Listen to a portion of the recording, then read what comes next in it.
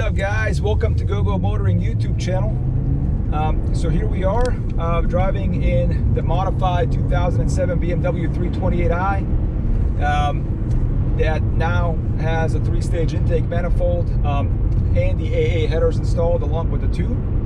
And so this is sort of my 1 month check-in on this mod. When I first got the car back, I did a video kind of explaining my first impressions, and now that I've been living with the car for about a month, I can kind of give you more detailed impressions there. So again, I want to begin by saying that I'm super happy with the car. You can definitely feel a difference in performance following the installation of the 3-stage intake manifold and the AA headers. The car just feels faster, it feels more eager, and as I explained in my previous video, I don't think that was just related to like a sharper throttle response. The car just felt like there was a lot more power there, and it does feel faster. So now that I've kind of having lived with this mod, what are some of the things that I've kind of learned? Well, number one, if you're thinking about doing this mod, I want to emphasize that when you do this mod, don't expect the modified 328i to feel like a 335i. So if you've been watching my channel, you know that I've done I own both the 335i and a couple of 328i's, both the E90 generation. This is an E92 because it's a coupe. And as I explained in some previous videos that I made, there's a pretty big difference in terms of the way both those cars produce power. The 335i that I had was a 2011, came with an N52 twin-scroll turbo engine producing 300 horsepower and 300 pound-foot of torque. And that particular car was just had a lot of torque down low. Like you had 300 pound-foot of torque at 1200 RPM. So it was a pretty quick car, especially from a starting line. The 328i's, the way the N52 engine produces power, it's really more about it produces more power up top. It's more about revving the engine out, getting to the higher RPM range before you can really start to feel the power. And obviously the car has less torque than a 335i does. So now that I've done this mod, right, and now we're dealing with a effectively a modified 328i, the car has not transformed from a 328i into a 335i. The car still very much has a feel of a 328i or a 330i, a car that comes equipped with a naturally aspirated inline-6 engine. It very much has that feel. And all that the mod has really done is that it has made the car a faster 328i, right? So you're not, again, when you do this mod, you're going to make a faster 328i. You're not going to convert a 328i from a 335i. So I do think that's important to note if you're thinking about doing this mod. If you're hoping that you're going to get some turbocharged monster that's fast, that's fast from a dig, from a starting line, you might as well just go buy yourself a 335i, because even if you do this mod, that's not what a 328i is going to be. And although the car feels faster, the modified 328i now feels faster than it did in stock form, you really begin to feel that difference in power at the higher RPM range.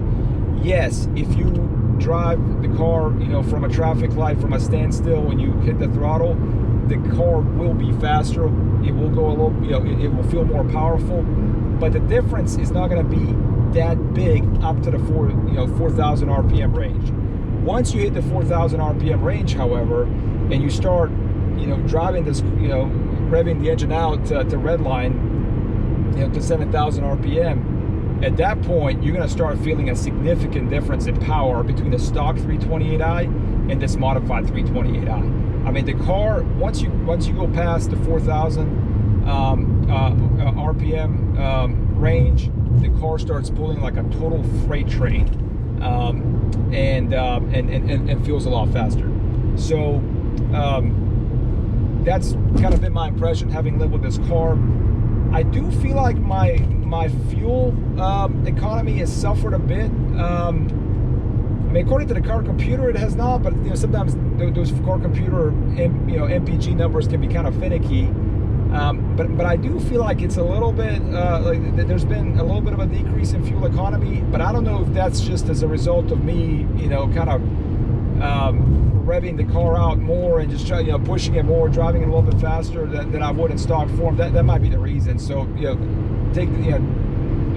I wouldn't pay too much attention to that. You're probably going to see a little bit of a difference, but I don't know if that's just because of the, you know, the actual mechanical changes that you have made to the engine, or if that's just a matter of you're going to drive the car differently by default once you get a couple of these mods done. So reliability wise, the car's been great. When I first got the car, you know, like, you know, as the car was kind of getting used to the new parameters, like literally for like the first, you know, day, you know, when I was standing still, the RPM would sometimes change the traffic light. It would kind of hunt for, you know, 40 RPMs, and if you looked at the rev counter, you would kind of see that needle move up and down, you know, standing still. But after a day of driving and the car kind of getting, you know, used to, you know, my driving style, that disappeared. So now when you're there, it just kind of, you know, it's like any, the revs are still, they're not, you know, trying to hunt for like the perfect, you know, rev amount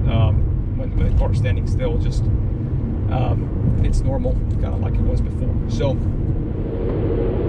all right, guys, I appreciate your you know, watching this video series. I'm really happy that I was able to take you on this journey with me, the 3-stage intake manifold conversion, the AA headers.